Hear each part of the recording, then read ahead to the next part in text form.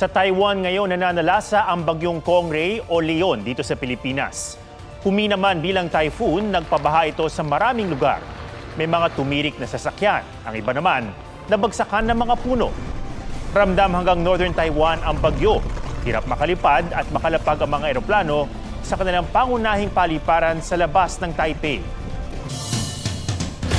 Hulikam sa Talisay City, Cebu ang isang truck na sumampa sa bangketa saka inararo ang nakaparadang pedicab. Ayon sa truck driver, pumalya ang kanyang preno.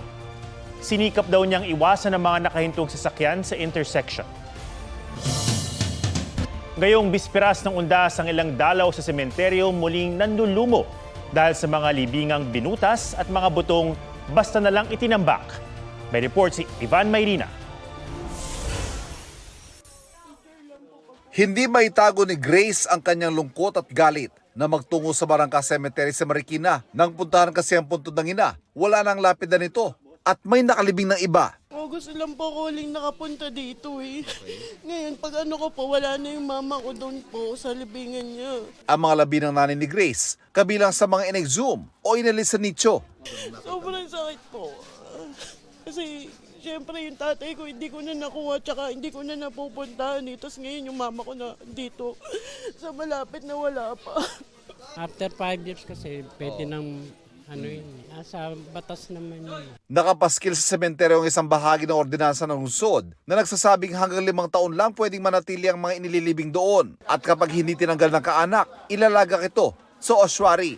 Nang puntahan ng Marikina Health Office sa Katambak at wala sa ayos sa mga buto sa isang sulok ng sementeryo, bagay na maring kinondena ng Marikina City Hall. Violation ito sa sanitation code. Karamihan sa nakita namin, wala pang permit na kinuha. At nung hinukay, hindi inilagay sa tamang lagayan tulad ng ossuary. Sinibak sa pwesto ang administrador ng sementeryo. Reklamong administratibo at kriminal dahil sa paglabag sa sanitation code ang isinampalaban sa kanya at sa 5 sepulturero naghukay. Wala pang opisyal na bilang ng mga hinukay na bangkay. Pero pagtitiyak ng Marikina LGU, may label ang mga in-exhume na labi. Butas naman ang 7 puntod sa Tubalan Public Cemetery sa Malita, Davao Occidental. Hinala ng ilan sa kanak ng mga yumao. May mga nagtangkang kumuha ng buto sa tuhod ng mga labi na ginagawa raw anting-anting na kung tawagin ay tuway-tuway. Iniimbestigahan na ito ng pulisya. Sa Manila North Cemetery, isang lalaking hinuli matapos makalusot sa gate nang may matulis sa bagay. Sa isang sementeryo sa Mamburao Occidental, Mindoro, bukod sa baha, nagkalat din ng putik at basura kasunod ng pananalasa ng Bagyong Christine. Ivan Mayrina nagbabalita para sa GMA Integrated News. Biyaheng undas na ang marami nating kababayan. Sa Parañaque Integrated Terminal Exchange, haabot sa 200,000 pasahero ang inaasahan ngayong bisperas. Mula sa Parañaque City, may live report si Jamie Santos. Jamie? Ato, may mga pasahero pang dumarating dito sa PITX. Sapat naman daw ang bilang ng mga bus ayon sa pamunuan ng terminal. Mahigpit ang seguridad ngayon sa PITX. Iniinspeksyon ang mga bagahe ng bawat pasahero. Kung sa Bukana ay may Police Assistance Desk at Philippine Coast Guard, sa buong terminal may mga umiikot na PNP personnel at PITX security personnel. May nakaambantay ding na K9 units.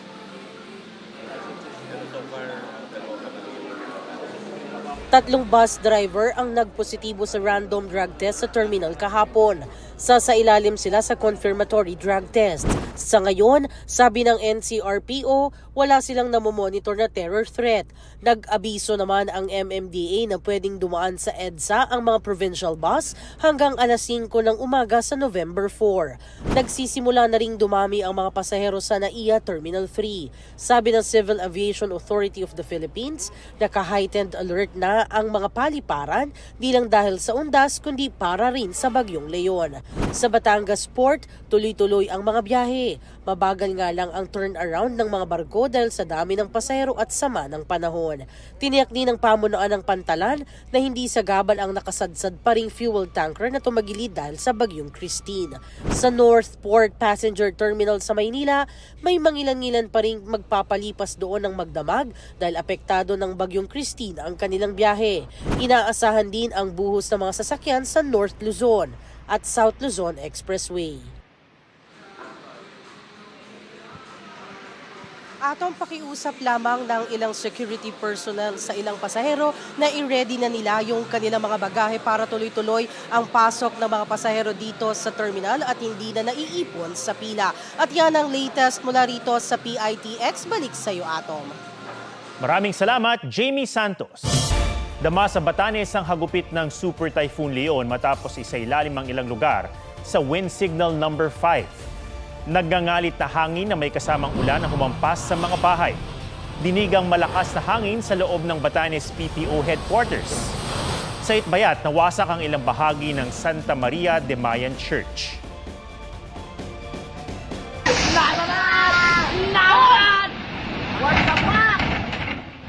Nilamon din ng storm surge o daluyong ang Fisherman's Wharf sa Apari, Cagayan. Sa bayan ng Santa Ana, nawasak ang seawall, resort at isang bahay sa Barangay Sentro.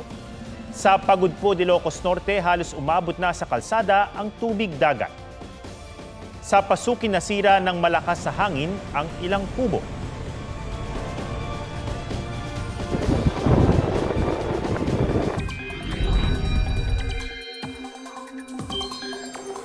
Humina at palabas na ng Philippine Area of Responsibility ang Bagyong Leon.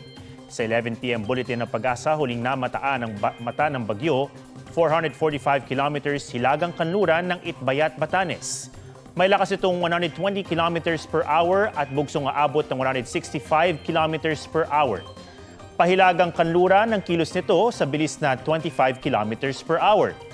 Wala nang nakataas sa tropical cyclone wind signal sa anumang bahagi ng bansa. Pero ramdam pa rin ang epekto ng bagyo at trough o yung extension nito na umaabot pa rin sa iba pang bahagi ng Luzon. Sa special weather outlook naman ng Pag-asa, ngayong undas may tsansa ng mga kalat-kalat na ulan bukas, November 1, sa ilang bahagi ng Northern at Central Luzon, Cavite, Batangas, Occidental Mindoro at Northern Palawan. Sa November 2 at 3, unti-unti nang gaganda ang panahon sa halos buong bansa, pero posible pa rin ang localized thunderstorms lalo sa hapon o gabi. Kaya sa mga dadalaw sa sementeryo, huwag pa rin kalimutan magdala ng payo.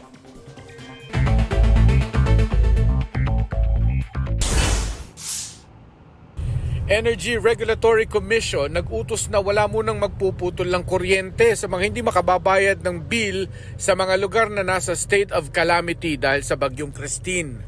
Sakop nito ang electric bills mula Oktubre hanggang Disyembre ng mga binagyong customer na hindi lalagpas ng 200 kilowatt-hours kada buwan ng konsumo. Utos din ng ERC sa mga power distributor magbigay ng flexible payment option na hindi bababa sa 6 na buwan. Isa sa 4 na suspect sa pagpugot sa isang security guard sa Quezon City noong December 2023, sumuko sa pulisya. Tumangging magbigay ng pahayag ang suspect na nakakulong na sa Kamuning Police Station. Mark Salazar, nagbabalita para sa GMA Integrated News.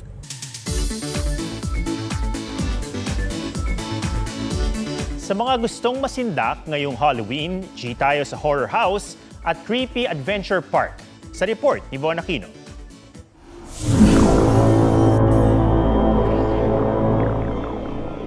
Sa pagpasok sa bahay na halaw sa Heritage House, guide na nakabarong ang sasalubong.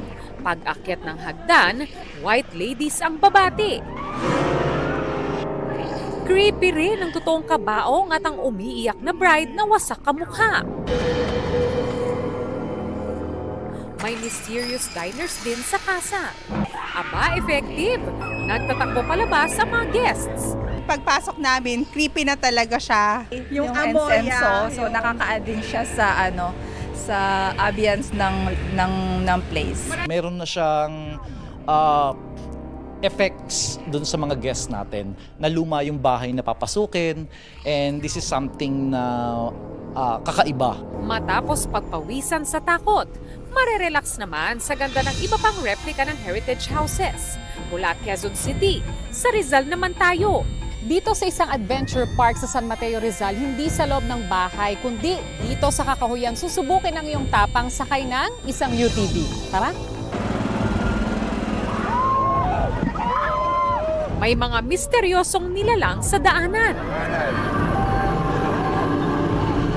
May dugo ang bride na naglalakad at bangkay na lumalabas mula sa libingan. Nangahabol naman ang madreng ito na sikat na karakter sa pelikula. Nakakatakot po. Sakit din po sa katawan. Si akyat baba, tapos biglang yung gugulat. Unexpected. Nakakatakot. Yung mga nangahabol ng mga multo. Kung i-imagine nyo po, ano po bang nakikita sa gubat? Ano po bang nakikita natin sa bundok? Kaya mas exciting po. Matapos ang thrilling experience, breathe in, breathe out ka sa ganda ng city lights view sa park. Von Aquino nagbabalita para sa GMA Integrated News.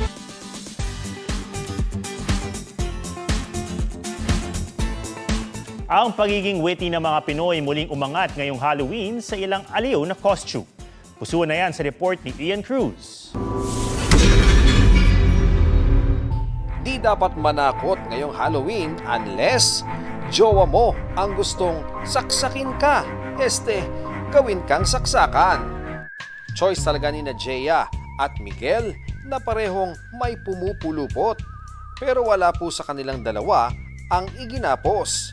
Bet kasi nilang maging plug and socket na pag magkayakap, may spark.